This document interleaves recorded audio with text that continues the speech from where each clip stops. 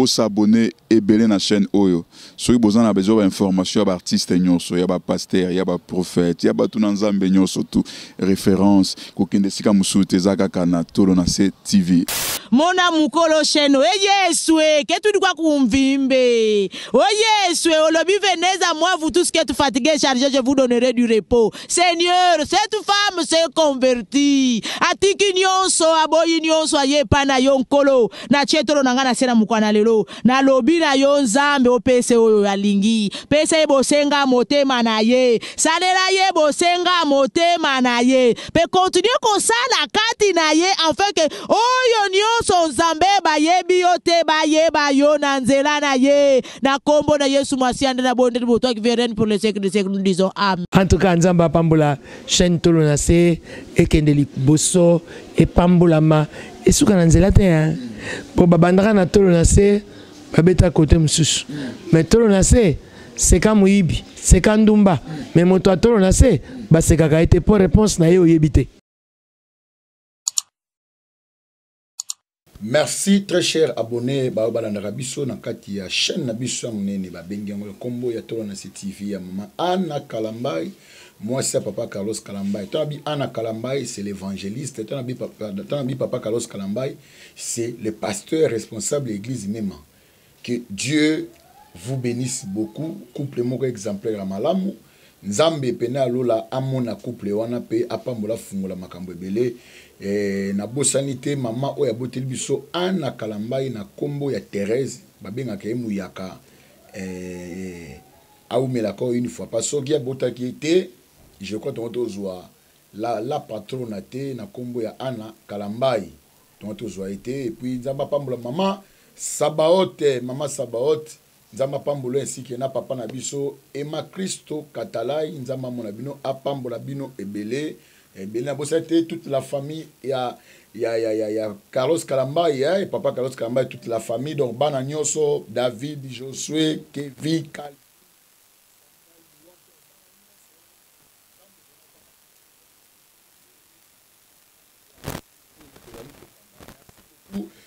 Je crois le encore une fois, par la grâce de Dieu, nous avons avec un homme de Dieu. Il est toujours parlé de Likambu, il y a Bandoto. Pourquoi Bandoto? Parce que tu belé manakati ya confusion dans la Bandoto. Bandoto, ils ont Bandoto, sorte, tu as combien de sortes Bandoto? Tu as une émission lelo et puis Léoné il y a combien de sortes Bandoto? Tu as fungula moko na ba effet na ngona ba inconvénient nango na ba avantage na désavantage nango nyonso. Tu as me capé ko yebango lelo pour l'édification ya corps du Christ pour belé ba bana poto wana.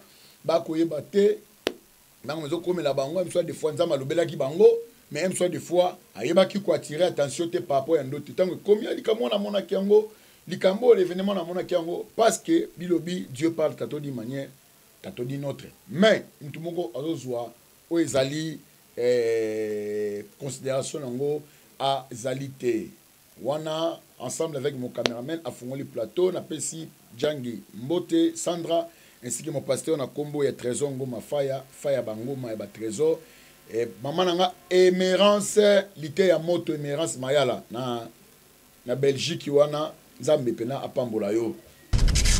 OK, merci beaucoup shalom l'homme de Dieu. Shalom papa, shalom na bato balanda biso. Au lekine émission na moni ba réaction bato belé. Amen. Par rapport ya makambo yo lobaki bato belé que nous avons raison et belé. Mais lelo, tu parler d'abord du Kambu Yandoto. C'est très important. Aux un peu ma casse dans ma Kambuana. Et lelo, monde atier, ba découvrir yo, dans le Kambu yo, ya Ndoto. Mais Yamboto banda, n'a besoin de sambela non, nous liboso, prier pour Nabiso. Seigneur notre Dieu, totiki moment on a maboko na yo, nyos to koloba awa tika te bana na yo bazola na biso, e fongola bango fortifier bango édifier bango. Et que tout le bas en abissé longo na kombo na Jésus Christ. Amen. Bon, amen. Nzambe alola zolo kumu. D'abord, pourquoi tout le bénin d'abord comme Ndoto? C'est ça pour l'année. Merci beaucoup l'homme de Dieu. Ndoto est très capital parce que bate belé na mokili baza kolota baza na ba bibliothèque o eza ba ndoto bazoza na mutakolimbola. yango to yele lo poto expliquer bato ba sosola ke ndoto ezali nini na vie na bango po ba yeba kozwa bato ba ko interpréter les bango véritable profondément ya songe na bango. OK, merci beaucoup. Question on a tout na yo, donc to bandi déjà na tout na yo. Ndoto euti wapi? Source ya ndoto eutaka wapi? Merci. Tozan a 3 sources ya ndoto. D'abord, Dieu, Satana, pensée. Nzamba zoloba, Satana pas zoloba, pensée pe ya mutu ezoloba. Donc na 3 choses wana ndeta lisaka ndoto na kati ya vie ya mutu. Ndoto c'est un mystère. O eza caché. O nzamba zoloba na tout le monde, quel que soit païen, quel que soit chrétien. Donc mutu nyonso aza humain. Nzambe le créateur azoleka na nzela ya ndoto. Le diable pe azoleka na nzela ya ndoto. Et penser na ye moko pe ezoleka na nzela ya ndoto. Donc ndoto ezali na ba finication ebele na ba symbolique ebele. Ndezo senga sikoke non na kata ba symbolique tant mutu aloti azo comprendre te azo sosolate ezo senga siko interprétation na yango. Yango mona to ke na Bible dans la Bible, on a pu mettre Nzambe. Toujours qu'il y a une Bible dans Genèse 37, au moment on a verset 5 à 9, parce que tu solo à Joseph. Joseph a l'autre ndoto. Bible lobi que Joseph a dit mon amuki na kati ya bande ko na nyonso. Mais Bible lobi Joseph a l'autre ndoto a moni bazalaki ko tsala na bilanga ya bleu. Mais na kati ya bleu a moni liboke moko ya ye etombwami. Ya bande ko nesa nini egumbami. Mais au lieu que Joseph interprété son Joana, il y a lobby pour amoni makambo zaki na kati. Mo na kati na bazolo bela blé na kati, bazolo matiti musu eza moko liboke moko tombwami, liboke musu sone zaki na se et gumba meli liboke tombwamaki. Donc on a ki na kati ndoto il y a des symboliques na kati au monde balasi matiti basi bloke bele na kati wana. Mais au lieu que Joseph alimbola ndoto, loko lagi na capacité à golimbola te. Ayebisa ngona bandeko na yi. Donc bandeko netango ba yoki ndoto wana indirectement mo ba pesi mbala moko interprétation ya songe na ye ba yebise ke balobi yo olingo za la mokonzi na biso. Donc c'est que bandeko ne ba comprendre que liboke tombo ma ki oneze élévation yenda ko tombo c'est que bango ba gumba melai mais na kata ndoto na komona ba pesi androite place élévation esani egozalela mona ba pesi monter ba pesi te mais ba monika liboke esani etombwami bango bagumba meli mais na kata ndoto nanu endroit au place ndoto wane kokisama ezate parce que ndoto ezwa passé présent futur. OK, ça dit que nzamba lobi na présent mais si que mambo fait kokisama nini na futur. Mais je tanga loti ndoto na deuxième ndoto je fa loti na verset 9 au moni que Bible lobi amoni ba étoile 12 etombwami amoni na ligne. Tango ego ebisa bandeko na ye oleke bandeko ne mutu balimbola papa na bo mutu alimboli abi est-ce que yo kozingo za la élever papa na biso. Ça dit que Joseph azolota bandoto mais l'interprétation zota na yete ezo na bato baza koyoka ndoto wana. Donc ça veut dire que ndoto c'est un symbolique ezelo konzamba bazolo bana ba façon ebeli ezo senga siko mutu il faut interpréter. On appelle ça comme exemple okomona mutu mususu aloti ndoto mais na ndoto na ye azomona azokende na kata zamba moko munene mais na kata zamba na moni mutu mo azolanda ye mutu azolande papa amona comme classe moko amoni mutu mususu aye amemie na mapapu akena ye tango susu muki mais est-ce que ndoto wana ezaka zamba wana ya moni to mutu bande kolanda ye to mutu ayi komema ye amoni pas abimi na kati ya zamba. Ça veut dire Dieu parle na kata songe on mona mtu sabi mais na loti ndoto eli kolobani oh nzamba zo la sono d'abord que na kati bisiko zalaki on na kata prison zamba zo représenter prison mais mutu azo na nza ennemi o aza koluka yo a détruire yo to abomayo mais mutu yo monaki aye ko zona mapapo atombolio. C'est ça les anges de Dieu visitation de Dieu yo sanini e ko bimiso bisika basanini babombayo. Voilà par exemple. Mutu mususu okomo na kata ndoto na ye aloti ye aza mobali mais amoni mobali na mobali ba osala rapport sexuel mais na mobali ango siko ye aza mobali na sexe ya mobali ye mobali ana sexe ya mwasi o muso mona ke mobali mais ana sexe ya moi sube sexe mobali parce que bango na bango mibali mais si que on remarquer que pendant que yé mobali azomona kana sexe moi si oh nzambe azagola kisa eboyi ke na sexe ozomona za ya moi si oh batu musu ba okandisa ke azapede non peut-être nzambe lo baka na papa ko mapede te mais te nzambe azotalisa yo ke bazui batie c'est-à-dire ba blongolio autorité ya ki mobali katina yo c'est-à-dire bazui siko ki bo moi si c'est-à-dire que moi si azaka muto ala soumis c'est-à-dire muto yo mono sane rapport sexuel wana yenda za na bokondi likolo na yo bon nzamba do senga na yo ke o prier pour olongo na nature ya moi so na autorité no za nango o mona mbali muso ngata ndaku me moi si mdadi jakayi donc moi si ndaza mobali ya za moi si parce que cet esprit sur le plan spirituel na domaine ya songe nzamba otalise ke yo nengo za wana yo za suna pouvoir te oza na autorité ya mobali te siko lukanga nzambe na bimisa yo na bisika batio na sani na songe na pouvoir na yo donc yango moni ke batu mususu bazolota bandoto mais baza kozanga nde bato ba kolimboela bango nakopa yaso exemple ezebele okomona mutu mususu aloti ndoto amoni ke serpent aye pembe na ye serpent suete mais amoni manja serpent mazo tuna me nazaki sika mona moni serpent azobaluka pembe na nga to tambola pembe na ngai mais batu mususu tango ba biseka ke non omoni ndenge omonaki serpent wana eza diable azolinga de tout yo azolinga bomba parce que ndoto evanda kana basinga so biso do kagate Dieu azo parlé que il faut okeba parce que serpent pe azo la prudence il faut dans la prudence peut-être y a danger moko eza liboso et na mamu temi liboso na yo yango nzamba la kisio serpent ala so serpent le la diable te mais ala kisio serpent na nature que oza la prudence que nzelo zo que ne danger ezali il faut faire attention c'est ça yango monique ba te belé na domaine ndoto baza ko yeba ko limbola yango te baza ko pesa interprétation selon bango mais on remarque na kata bible tango na lobeli dendoto je falotaki oh ndoto ya liboso je falotaki parce que ndoto je fetalisa place ndoto bandi na place nzamba osani akokisa ndoto oh na kati ya Kana place je fazalaki na cette époque na époque bazalaki boule ezaka na Kanate blé ezalaka en Égypte. Donc pendant que nzamba zobeta lisolo ya blé, nzamba otala blé o eza na kata Kanate, mais nzamba mona blé na kata Égypte. Or si go destiné au ndoto na fo ekokisama, il faut zala na kata Égypte. Deuxièmement, tango mona ki ba étoile. Par rapport à ce que dans la révélation na ba menga na révélation ndoto. Or tango nzamba ala kse ba étoile, nzamba na kse mango dietema pharaon. Parce que à partir état wana à l'époque wana muto la qui est élevé ya ki pharaon.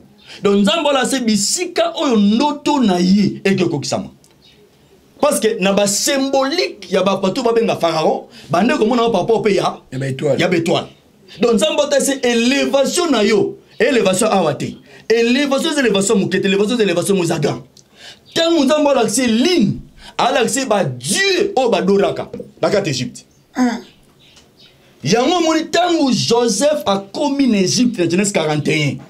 Tango abandi ko linga ko limbola ndoto. Mais Pharaon be ki ba mazise ba limbola ndoto. Ba ko limbola te. Il fallait que ba ko limbola ndoto parce que bango wana nde. Bazaki tu ligne. Moi ba limbola ndoto wana ezate. Parce que ba na problème ya interprétation. Yango moni sikoloko la azalaki no muke, a ko interpréter te. Nzambe sikotanga ke na kata prison na kosimba ata mko mususu mena zoka place nazali ndo monike mendoto oyo Joseph ala limbola eza ndoto nzamba leki na zela pharaon le païen parce que nzamba na posa adresser pour la nation même il y a des songes même des rois même des grands bateaux comme la dignité bana ba songe oyo senga fo ba interpréter le bango. Parce que quand sauver pe mboka mobimba et quand sauver pe vie ya bati mobimba donc ndoto ndenge zaona eze loko yo ko perdre la ngote parce que nzambe a bombi destiné o eza meilleur au glorieux na kata songe donc yana batu musu bana ba ndoto mais bazé ba valeur ya ndoto te bazé ba importance ya ndoto te. Remarquez bien, après cet exemple mususu. Au comment na mutu musu na kata ndoto. Aloti, azai pete en Afrique, a komi na poto. Amoni ba soda ba bakangi. Na ba soda bakangi wana, comment na ba soda bakangi ba vandi na se. Tandi bandi go bete fimbo. Mais na fimbo bazo beta ye, azomona mama na ye mutazo bete fimbo. Zola nanga ben papa journaliste, mon prophète. Amoni mama na ya parti poto zo bete fimbo. Mais na fimbo bandi go beta ye. Mais nini maman nanga zo beta na fimbo. C'est que maman nanga zakaka ndoki. Voilà. C'est ça le mal. Il y a une interprétation des songes. Pourquoi? Est-ce que Dieu a parlé pendant si réellement que maman nanga ndoki? Il y a un moment où bateau yo baebi ko limbo la ndoto te. Akoya ko bisa lobi que ça maman na yo. Faut faire attention à maman na yo. Oh, c'est archi faux. Dieu parle à la kisio elongi ya maman na yo pour comprendre la pensée à songe. Donc nzamba lingolo banoke omoni muto yo na maman na bino te. Ya ndoki te. Mais nzamba za ngolo banoke ezali bitumba na yo. Eza kota na famille ya bo maman na yo. Il faut beaucoup prier. Maman n'a pas de bah la question maman parce que maman a représenté famille na ye. Donc place bitumbe zali. Ndo moni bakangyo bazo beta yo. Bato bazo beta yo. Bato bazo bundisa yo. Bazo ta presime na botata na ote. Bazo na ba maman na yo. Ya ngonda bazo linga sikoke o sambe la partie parce bitumba no sani leza ko uta. Donc bato musu bana ba réponse ya ba ndoto na bango ya ba vie na ba papa ba ndoto ba lota. Mais bazangi ne bato ba ko interpréter le bango véritable mobimba ya songe pour batona ba la sauver. Mais yazo luka délivrance côté mususu, azo luka lobi côté mususu. Oh yemoko déjà na message ça que na bo maman no bitumba no ezali. OK.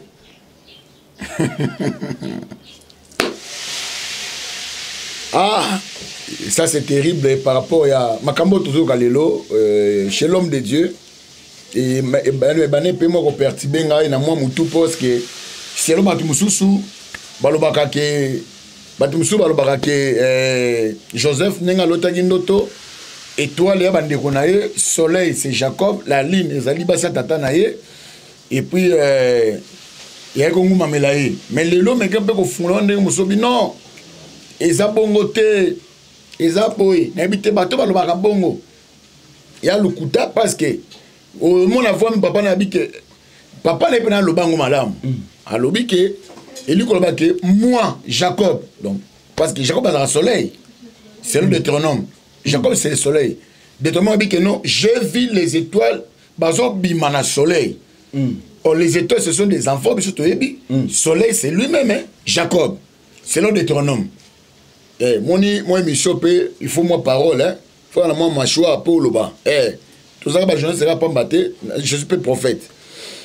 Mais au moment où il y a solo biabi, il y a que moi, tout en pour yo lobby penser na yo, mais tout fait quand même écriture, hein? Genèse chapitre 37, hein? Verset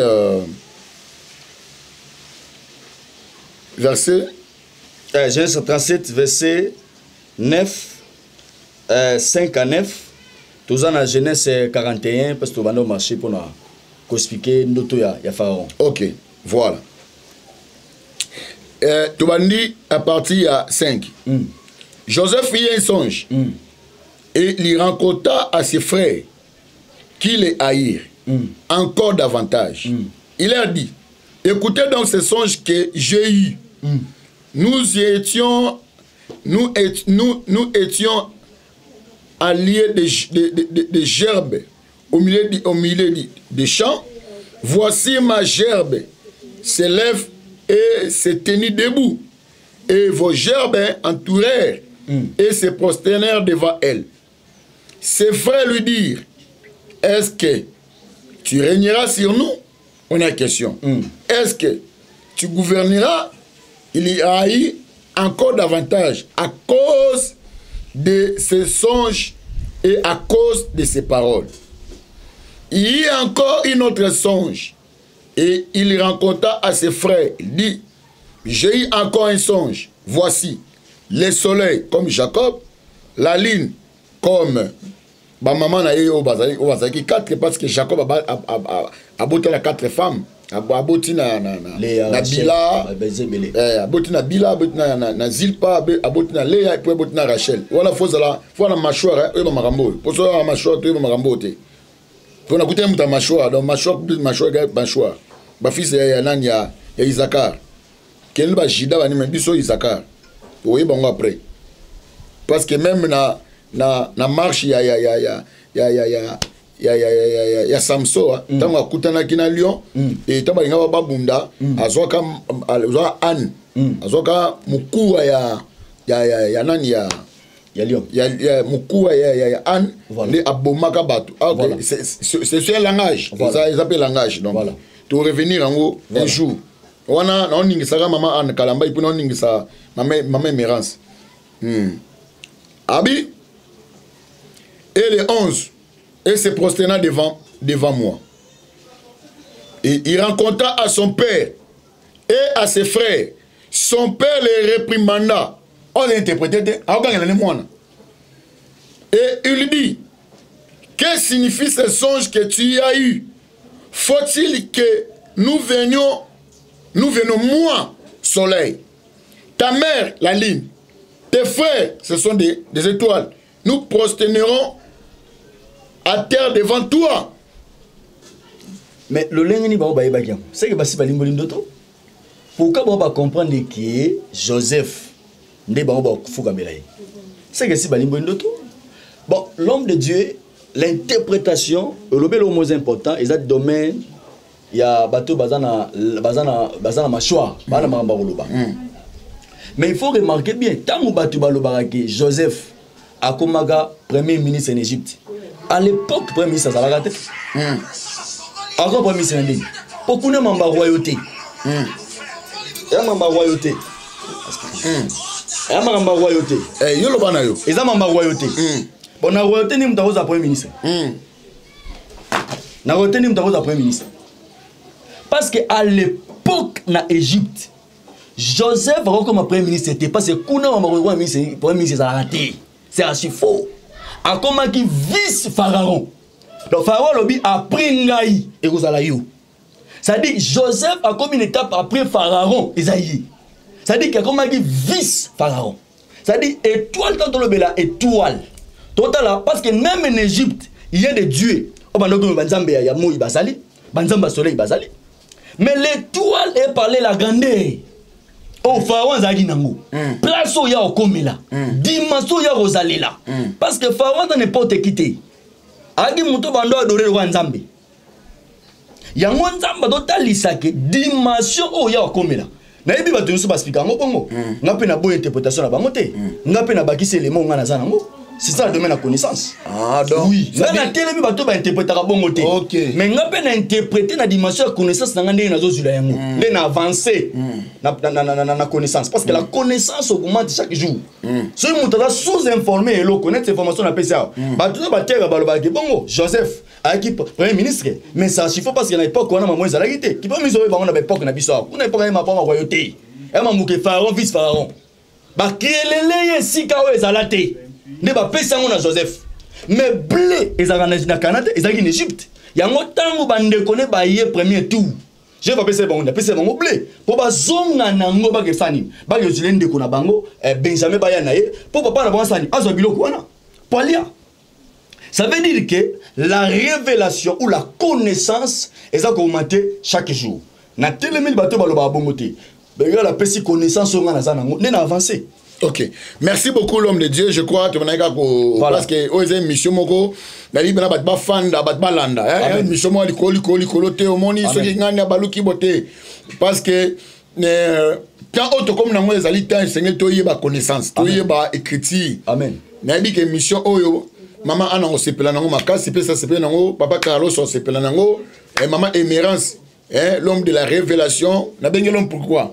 C'est une femme. Mais elle a un caractère mibali. Parce que dans l'évangile, moi ça a raté. Voilà. Voilà. Donc il y a un bongo par rapport à ça. Ok. Toi quoi avancer. Importance. Il y a un auto. Toi avantage en d'autres années.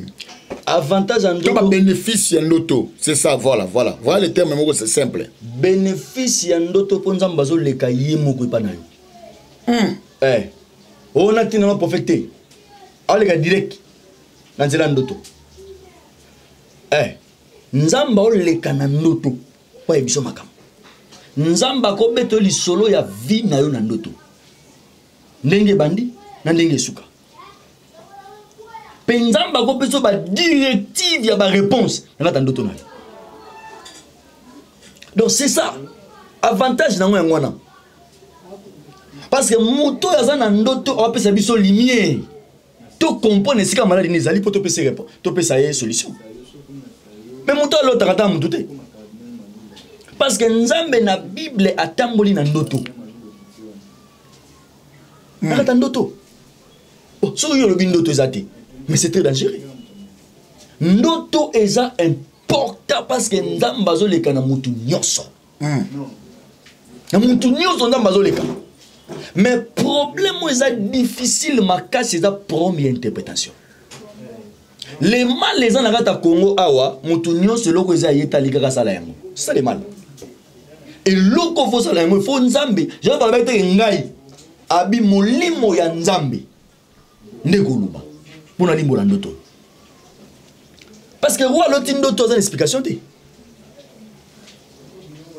on loti des songes même au moni bangombe ya minene na ya mike mais ya mike akokonda emeli ya minene pe elo mo zela l'homme de Dieu faut me boso elo mo me gape ko tant mo ba mangumsu ko yo fuma manga Joseph aloti de ndoto voilà aye bisba ndeko na ye bandeko na ye ole ba interpréter ba gang la main mais bible yo fungula biso clair que les interprétation déjà ba ye ba place ya okrim de ndoto voilà tout le monde bien voilà Joseph bakangé na prison na prison ya Potiphar te akinaki ya prison bala moko ya nani ya Pharaon batunaye to basala na kati ya palais royal voilà chanson les panetier donc on serva ka 20 lipa voilà pour critiquer ça voilà faut faire attention voilà sikoyo Joseph moi le qui de ndoto deux personnes dans la prison ba yé lié de noto voilà Pharaon de noto comment va ministère on a mais quand on explique ngai Dieu il faut pesa yo nzambe aotambo na ndoto na passé na présent na futur place ndoto ekokisama donc nzamba betele lisolo pasa okoma place ebandi na place relevele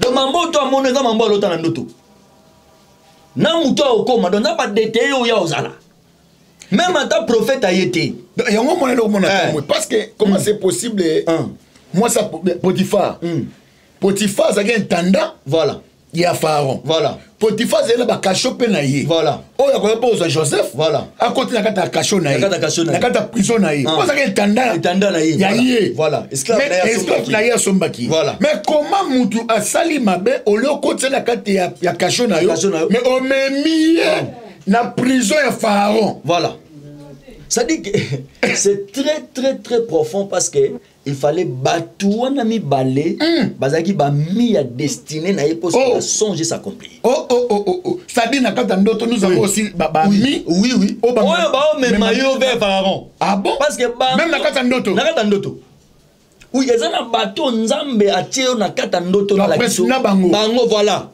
baza ba mi ya destiné bateau ba commission pour Pharaon a créé le place ezalate parce que nzambe akosa lo mambo mikiti na grandeur nzambe asela Joseph makambo ezalate asalonga na Joseph parce que même Potiphar face à la vice Pharaon mais poste on va créer ngote même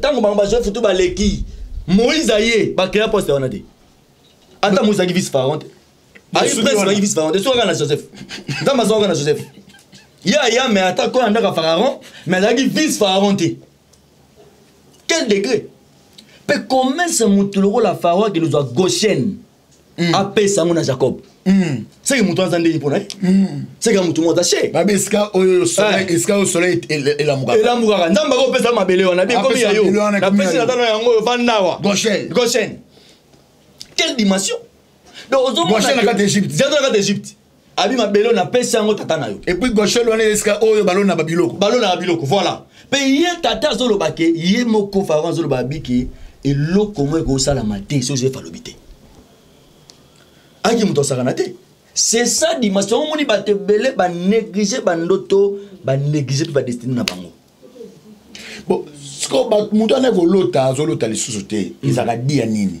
a lota sute akoma la liba lota ape sute eza dia nini eza batu mususu alotaka na ye mandekizaka ndoto po ebi valeur na mote te mususu na lali pe na ngasi na kuta na bato voilà parce que biso to bato ya bato na lali ana ko lota ba ndoto mais un certain temps alala ane pe normal ala mungine pe anoti pete mususu ezaki na lota ndoto mais na bungsa ndoto na tout non ya bungsa te on est ko lota alota sute eza dia nini parce que omoni tellement diable azarisé akoya pe ko compliqué le domaine à songe pour yebi que moto sera zolota et na batebele ba oza peut sauver batebele ba obika na nzela bandota roloba il faut te compliquer te bloquer na ndoto mais on essaie seulement prier ba prier pour naye pour nzambe afongola susu likabona esani tano na écran tala na caméra na biso mais quand on kopesa na nous batu o bané ko lota bandoto ba lota souté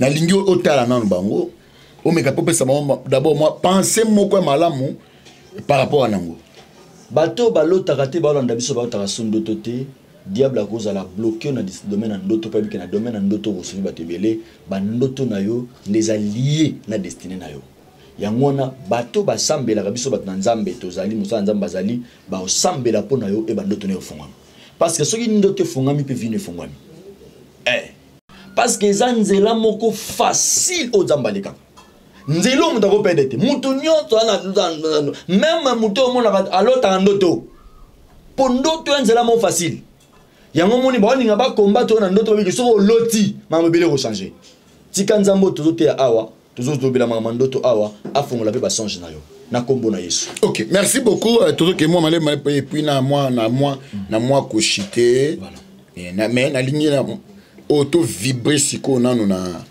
likamba 2 et sali 6. Voilà. Pourquoi ka Joseph pour comme na dimension na faut les kana dendoto yemo loti ba interprétango dendoto oya interprète parce que hier a interprété le la 4 ndoto ouais pour koka 6 pourquoi nzamba ko saka 2 6 pour la vie ya Joseph nzamba pesi biso histoire au poto comprendre la facilité ya songe nzamba lo ba étape moté oui na bande na bi abandana na passé présent futur Joseph valaxi 2 place bandi na place esukela donc nzamba lo ba na présent ya Joseph na futur ya Joseph parce que blé o yaz monaki na ndoto ezaka na kanate na mboko azalaki te ezaki en Égypte donc endroit o ya ozali lever depuis quand nzamba laxaki c'est ça ndoto tango nzamba olaxio na kata ndoto atalisa yo ndenga bandi na paso osuka na yo neloko osala na yo peut-être mutu nde aotire attention te aokapte te ndenge nzamba alobeli na kata songe yango siko tango ozopesa ndoto nde biso bato yebi afata ndoto kokabolaki nzamba alobaki no boye aosala no boye comme ce monde na mutu so tando abiki na tando to mena na koma na mbongo na voisin na bima mena mona kana zonga pa na biso na panga famille na mona kana na pa na biso nzamba ta so makambo eza na passé na yo oyo so vekango déjà kala muzo mona onka pourquoi donc nzamba so place du malade des ali que akango la na bisika ozali potika la toujours na bisika o akomisa yo c'est ça nzamba loba yango même tango nzambe aotalisa na bandoto Joseph ope azolimbola batu aotalisa bango ta o eza ya pasi na ta nzala ta o yo obima na prison même ba ozwa yo ba okata mutuna ba obuma yo mais yo tango obima tango okoma ngona ozongi la suko servir roi 20 ozomona ba otalisa la mort et la vie donc tout ça deux donc nzamba olakisa ke yo nengo kena na okufa mais nzamba olakisa pe ke nengo zana na obikisa yo donc nzamba kolo ba kote donc olakisa yo na ndengo okufa na nde pa obikisa yo donc tout etambolaka deux na domaine na songe bah tu me souviens l'autre rappelle 3 passé na ye présent futur nzamba olakisa tout donc jamais nzamba olakisa présent ala sa fitilité parce que fitil n'est affaire magamnos finalité magamnos les ambola ça c'est ça le domaine de société tambola ya on a bandaki ne bandeli tant on a le bela tant on a bandé na introduction na le baki alobanda ça dit nzambe satan pensée il y a trois choses donc source ndoto voilà source ndoto source nzamba zoloba satan zoloba pensée pezoloba au monde il y a trois c'est ça nzamba tambola bongo. Merci beaucoup. Il y a trois dimensions de ABC Bisso. En tout cas, et ça linga tellement elengi makasi. Vraiment, n'a eu connaissance à Sika. Parce qu'il y a eu kake Ndoto ya Joseph, na kanisa ki soleil, soginini. Mais n'a eu comprendre que même la ligne, ils ont dit banzambe, il y a bafaro, bakoka ko interpréter. Et puis soleil, c'est que ça y est un peu pharaon. Donc étoile. Donc en tout cas, ça m'a fait vraiment du bien par rapport à Makambo, l'homme de Dieu, à lobby par rapport à Bandoto. Et mission Eroyalanda, à reparler mission, bah sorte ya Bandoto, puis na ba fait ya Bandoto. Et mission Holanda, et Rosala dit waouh. Wande ekozala benda bika ya kosakala te oza makambo ya mikuwa ya mikuwa esengeli vraiment olandango bible nem te lobi ezanga te namkana Job abi Dieu pas tato di manière tato di notre mais muto azozwa comment dirais-je muto azozwa zadi boye bien moi zate ya bato be ba négligeaka alala lotindo to a négliger OK peut-être nzamba ako passer par hier. Peut-être le diable aussi peut aussi passer par eux. Peut-être penser na yo il peut passer par yo. Mais dans tout ça, nous sommes contrôlés par Ndoto, c'est l'éternel Dieu. Amen. Qui doit contrôler Ndoto Nyoso. Parce que Ndoto c'est un pensée. Ils ont pensé, ils ont pensé, ils ont Ndoto. Tout doit commencer par un rêve pour que ça s'accomplisse. Et soit Makolo. En tout cas, tu arrives vraiment béni na passage à l'homme de Dieu par rapport à Ndoto. Yende to fane pena momi pour moi ndoto na ebike batebele bakobenga batebele bakotuna wana motuna wana question ba complication ba ndoto wana ngo komela biso to kobenga ye pour a détailler ndoto après ça na explication nango parce que Bible obi mon peuple périt faute de connaissance. Osée chapitre 4 verset 6. Mais soukaka on a té na linga makasi Bible obi parce que tu as rejeté parce que tu as rejeté la connaissance moi aussi Dieu je te rejetterai et puis na kolongola oezali lumière nanga to chandelier nanga kat na bino. C'est-à-dire la connaissance tango ezoya parce que yo nanga tobika engana yo tobima na kati ya ignorance. L'ignorance tue hein. L'ignorance tu ba nous ka o kozanga koyeba eli wanda mte ya bali wa mobimba. Okufi mobimba. Parce que connaissance c'est ça connaissance. Lorsque vous avez la connaissance c'est loko wana seki makambo ezali mais si on a connaissance c'est loko wana te c'est que vous avez kufa poza ko beba. Ya li wanda mte mobimba. Oza pena li wa mobimba kufi okei. Donc makambo pena ba mama tutumi ba na poto. Maman na États-Unis, maman na Canada, maman na partout dans le monde entier. Chose là, bandoto mo compliqué kayo, ba vision mo compliqué kayo. Je crois tous aliona, mutoza habilité ko fonder long et à large, et ko expliquer biso ba sorte bandoto azaliona. Je crois la mission précédente de Togo Yamba et peut retourner il y a combien de sortes. Il y a non, il y a combien de sortes il y a ndoto. Voilà parce que le bika no ba source bandoto et utaka wapi. Mais to fungula afunga biso il y a combien de sortes bandoto pe ndoto na ndoto signification nango et pourquoi ba phénomène oyo pourquoi dans l'émission précédente. Dans l'émission ba souka ezali pona bato balanda biso.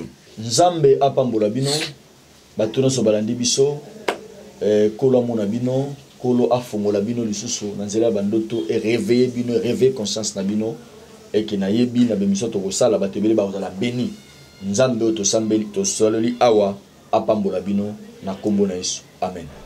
OK, je crois que mususu ba kozala beso ba yeba numéro na téléphone ba benga je crois to peut sur bla ningisa wana numéro na ngezali plus 243 9 94 722 651 plus 243 9 94 722 651. Nzamba lola apambola bino. Ok, to comme il va sur notre émission Nabiso ya Mukola Lelo, émission to titilango la connaissance profonde. Bouye bipene ya mozindo to ba benga ba kaba homme de Dieu o ba na kati ya connaissance ya makambwana dans la connaissance profonde. Bon bouye bipene ya kati nde to koyeba yango encore une fois. Merci beaucoup ya maman Anna Kalambay, merci ma mère que j'aime beaucoup, Big Mama Kandi Tolobaka, Momi de Tolobaka. Merci beaucoup à l'homme de Dieu, na benga na koma papa Carlos Kalambay, mon conseiller privé. Na bo ça été papa Emmanuel Christo Katalai, mobali ya mama Sabaote, Rema Sabaote, Nzambalola Pambola Bino, Josué, hein, Kandi Toyokanaki, en tout cas merci, Calvi, Nalingago Makasi, Yo Yebi, Nalinga tellement, Nalingago Makasi, hein, Nalingago Makasi, Nabo Santé, merci, Namutu, Oya Bomam Nasima Caméra, Nakomba, Francis le Noble, Yende caméraman, Yende monteur, Yende. Et puis nabosani sandra jangi nabosani batu ebele nabosani binote soto totanga bakombo c'est que monsieur za na sens te et yo za na sens et na boto eba et parole ya Nzambe papa nanga nabosani te na kombo ya Trésor Ngoma Fire. Merci, bye, à la prochaine.